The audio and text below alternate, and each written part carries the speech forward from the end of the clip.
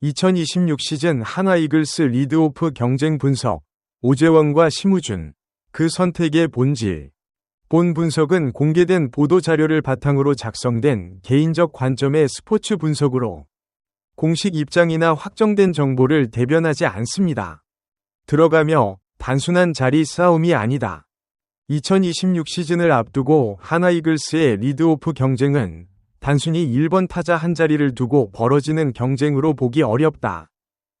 표면적으로는 19세 신인 오재원과 31세 베테랑 심우준의 맞대결처럼 보이지만 그 이면에는 팀의 중장기 운영 방향, 세대 교체의 속도 조절, 그리고 새롭게 구성된 타선의 전체적인 균형이라는 복합적인 과제가 얽혀 있다. 김경문 감독이 이 결정을 시범 경기까지 미뤄두고 있다는 점도 그만큼 이 선택이 단순하지 않음을 방증한다. 오재원, 재능의 발현과 그 이면의 구조적 한계. 스프링 캠프에서 오재원이 보여준 퍼포먼스는 분명히 인상적이었다. 연습 경기에서 팀 내 최다 안타를 기록했다는 사실은 단순한 행운이 아니라 그가 지닌 콘택트 능력과 타격 메커니즘이 프로 환경에서도 일정 수준 이상 작동할 수 있음을 보여주는 신호다. 그러나 스프링 캠프의 지표를 정규 시즌과 동일 선상에서 비교하는 것은 여러 이유에서 주의가 필요하다. 첫째, 스프링 캠프는 투수들이 체계적인 구위를 갖추기 전 상태에서 진행되는 경우가 많다. 변화구의 완성도, 구속의 조절, 실전 배합 등이 정규 시즌 수준에 미치지 못하는 상황에서 기록된 타격 성과는 과대평가될 소지가 있다. 이는 오재원만의 문제가 아니라 캠프 기간 모든 타자에게 동일하게 적용되는 구조적 맥락이다. 둘째, 아마추어와 프로야구의 가장 큰 차이 중 하나는 상대 투수의 정보 축적에 있다. 고교 무대에서 뛰어난 콘택트 능력을 보여줬다 해도 프로의 투수들은 시간이 지날수록 특정 타자의 약점을 분석하고 그에 맞춰 공략 패턴을 조정해 나간다. 오재원이 스프링 캠프에서 보여준 타격이 정규 시즌 초반의 상승세로 이어질 수는 있지만 후반기에도 동일한 수준을 유지할 수 있을지는 전혀 다른 차원의 문제다. 셋째, 좌타자 대 좌완 투수 매치업은 신인 타자에게 특히 어려운 과제다. KBO 리그의 좌완 불펜 운용은 갈수록 세분화되고 있으며 특정 타수 내 좌타자가 고정되면 상대팀의 투수 운용에 영향을 준다. 리드오프라는 자리는 특히 경기 초반부터 상대의 선발 투수와 직접 맞닥뜨리는 자리인 만큼 타자 입장에서 요구되는 타석 운영 능력이 상당히 높다. 마지막으로 체력 문제다. 한 시즌 144경기라는 물리적 부담은 아마추어 시절과는 비교가 되지 않는다. 시즌 중반 이후 신인 타자들이 체력적으로 급격히 무너지는 사례는 KBO 역사에서 반복적으로 목격되어 왔다. 오재원이 이 벽을 어떻게 넘느냐가 향후 커리어의 방향을 가르는 중요한 변수가 될 것이다. 심우준, 경험이라는 단어의 정확한 무게. 심우준은 1번 타자로서의 실적이 이미 리그에 축적되어 있다. 통산 305타석에서 타율 0.161, OPS 0.614를 기록한 수치는 절대적인 숫자로만 보면 리그 최상위권 리드오프와는 거리가 있다. 그러나 이 지표를 해석할 때 중요한 것은 수치 자체보다 해당 타석들이 어떤 맥락에서 나왔느냐는 점이다. OPS 0.614는 리드오프 타자로서는 다소 낮아 보일 수 있지만 팀 타선의 구성, 함께 뛴 선수들의 면면, 그리고 해당 시즌의 전반적인 리그 타격 환경에 따라 평가가 달라질 수 있다. 더 중요한 것은 심우준이 이미 프로야구 투수들과의 수백 번의 대결을 통해 자신이 어떤 타자인지 알고 있다는 점이다. 무엇을 해야 하는지 아는 타자와 무엇을 해야 할지 아직 탐색 중인 타자는 같은 기술을 지녔다 해도 경기 중 결정의 속도와 판단의 정확성에서 차이가 난다. 또한 심우준이 제공하는 가치 중 종종 간과되는 부분이 있다. 베테랑 리드오프는 경기 흐름에서 선발 투수의 구질, 배합 패턴, 그날의 컨디션을 빠르게 파악해 벤치에 공유하는 역할을 한다. 이는 통계에 잡히지 않는 기여이지만 경기 후반 타선 공략에 직접적인 영향을 미친다. 신인 오재원에게 기대하기 어려운 영역이 바로 이 부분이다. 새 타선 구성의 큰 그림, 오재원과 심우준 논쟁이 가려버린 것들.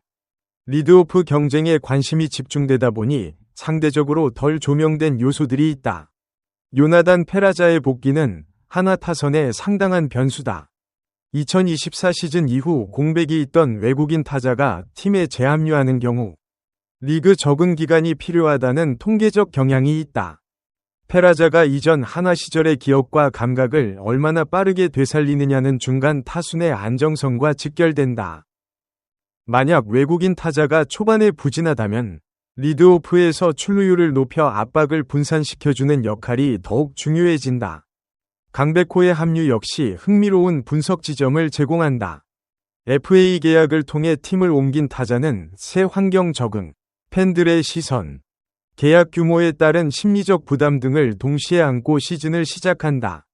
강백호가 타선에서 중심을 잡아주는 역할을 온전히 수행하기까지는 일정 시간이 필요할 수 있다는 점을 감안하면 리드오프가 꾸준히 출루해 타선의 흐름을 만들어주는 것이 더 중요해진다. 결국 오재원이나 심우준이 리드오프를 맡느냐의 문제는 이 두 선수 단독의 능력 평가를 넘어 3번, 4번 타자들이 얼마나 안정적으로 제 역할을 해주느냐에 따라 그 부담의 크기가 달라진다는 점을 염두에 둘 필요가 있다. 감독의 고민, 단기 최적화와 장기 투자 사이. 김경문 감독이 직면한 고민의 본질은 지금 당장 가장 잘할 수 있는 선수와 시간이 지날수록 더 성장할 선수 사이의 균형이다.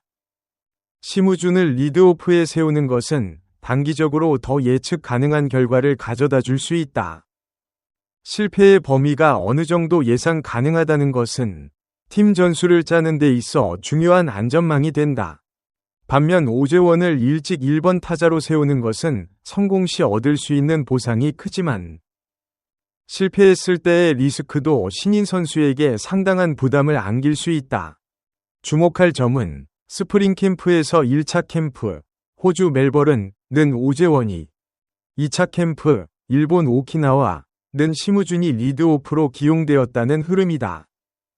이것이 단순한 병행 테스트였는지 아니면 초반 오재원의 패기를 확인한 뒤 심우준으로 기울어진 것인지는 아직 명확하지 않다. 그러나 캠프 후반부에 심우준이 기회를 잡았다는 것은 감독의 시선이 어느 쪽으로 무게추가 기울고 있는지 하나의 단서로 읽힐 수 있다. 덜 주목받은 세 번째 후보, 이원석의 위치. 기사에서 이원석, 27은 3파전 구도의 한 축으로 언급되지만 실질적인 분석에서는 오재원과 심우준에 비해 조명이 적었다. 그러나 이원석이라는 선택지를 단순히 제3안으로만 치부하기보다는 그가 왜 경쟁선상에 올랐는지, 어떤 조건에서 기회를 받을 수 있는지를 살펴볼 필요가 있다. 27세라는 나이는 이미 일정 기간 프로 경험을 축적한 시점으로 신인의 불확실성도 노장의 체력 감소 우려도 상대적으로 적은 구간이다. 만약 오재원이 시즌 초반 적응에 어려움을 겪고 심우준도 기대 이하의 성과를 보이는 상황이 온다면 이원석은 팀이 전술적 유연성을 확보하는 데 중요한 카드가 될 수 있다. 결론, 이 경쟁이 2026 한화의 성패를 결정짓지는 않는다. 한 가지 분명한 것은 리드오프 자리 하나가 팀의 성적 전체를 결정짓지는 않는다는 점이다. 그러나 리드오프의 안정성은 팀 타선 전체의 리듬을 좌우하며 특히 새롭게 재편된 타선이 서로 호흡을 맞춰가는 초반 시즌에는 더욱 중요한 역할을 한다.